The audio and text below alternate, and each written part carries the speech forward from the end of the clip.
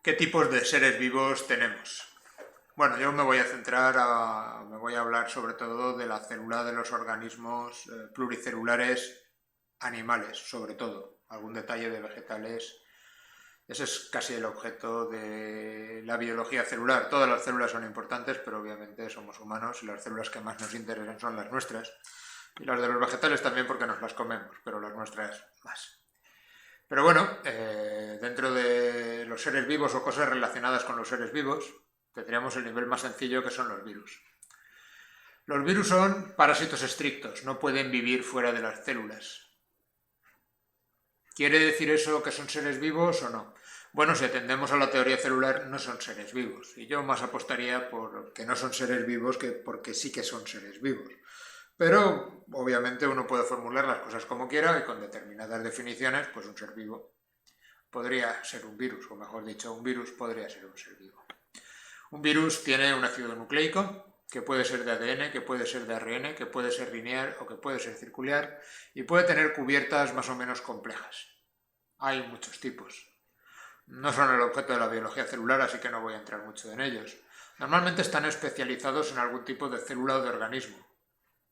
Los hay para procariotas, los hay para eucariotas, dentro de eucariotas los hay para vegetales, los hay para animales, y dentro de animales pues los hay para mamíferos y otros para aves, otros que atacan a todos, otros que solo atacan a un animal en específico. Eso depende un poco de su vía de entrada sobre todo.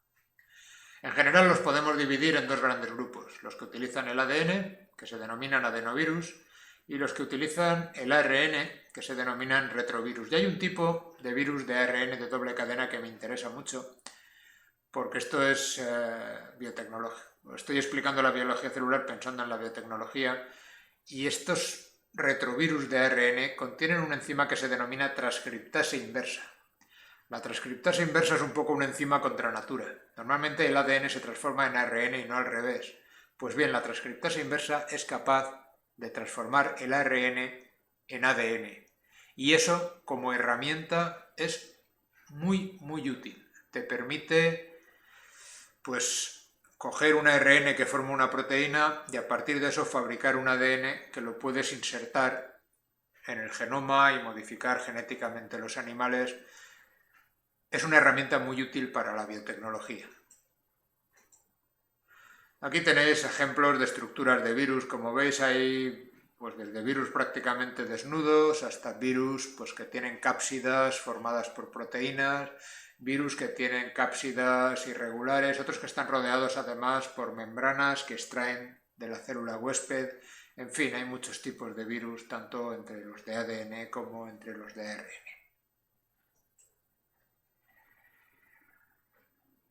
El siguiente nivel de organización serían las células sin núcleo, las denominadas procariotas. Estas células sí que son seres vivos, definitivamente. Tienen un medio interno, separado del exterior por una membrana plasmática y normalmente por una cubierta, por una pared.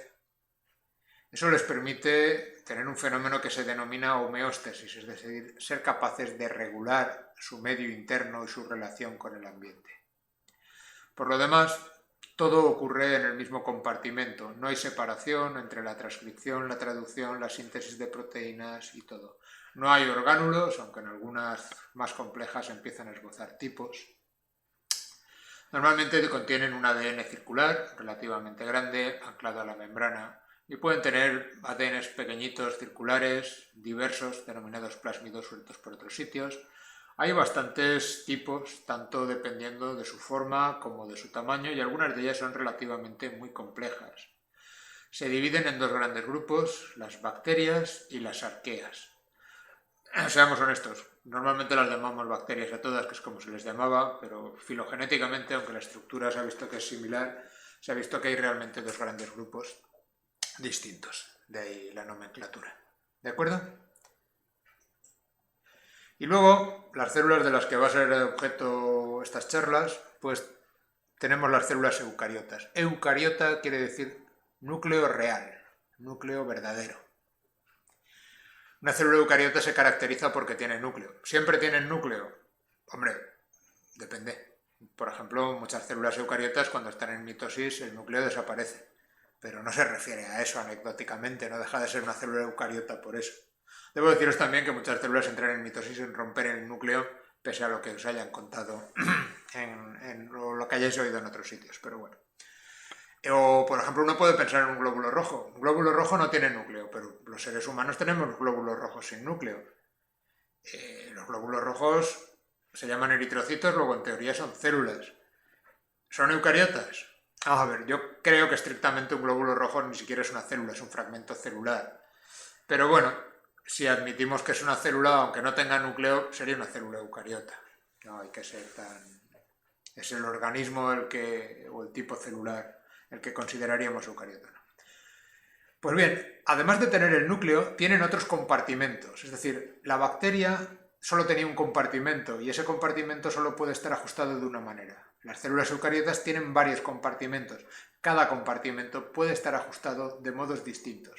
Eso las hace más eficaces a la hora de realizar ciertas funciones. No es que las bacterias no sean eficaces, pero es otro modo de hacerlo. Permite hacer cosas más complejas por parte de la misma célula. Muchos de estos orgánulos tienen membrana, otros no tienen membrana. La transcripción y la traducción se han separado, lo cual protege el material genético. Hay citoesqueleto que las bacterias no tienen. En cuanto a los tipos de organismos formados por células eucariotas, básicamente se dividirían en dos grupos. Los que están formados por una sola célula, un ser vivo, y los que están formados por muchas células, como nosotros. Muchas células, un ser vivo.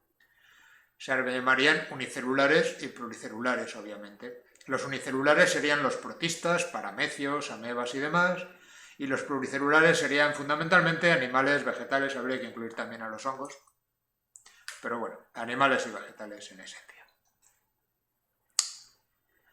¿Qué compartimentos tiene una célula eucariota?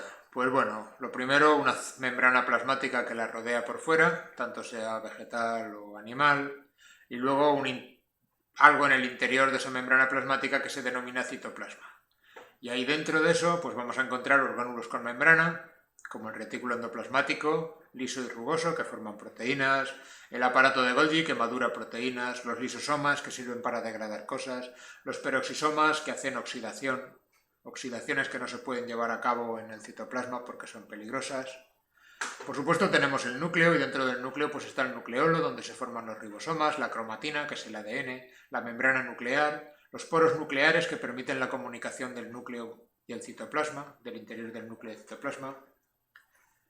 Y luego en el citoesqueleto pues tenemos varios tipos de elementos, en el citosol, microtúbulos, que además pueden formar los flagelos, sirven sobre todo para organizar las cosas en la célula, microfilamentos, que tienen la posibilidad de ser tensiles y de realizar movimiento, filamentos de actina, filamentos intermedios, que son estructurales y mantienen bien la forma, y luego tenemos las mitocondrias.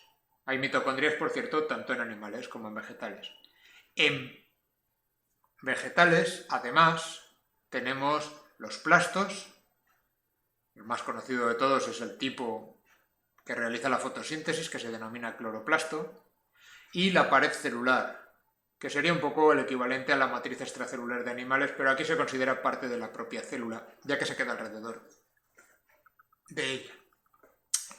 Otros habréis oído hablar de la vacuola vegetal. ¿Por qué no le he puesto aquí la vacuola vegetal como un orgánulo específico de los vegetales?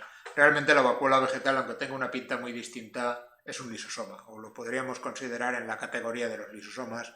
Luego sí estaría presente en animales.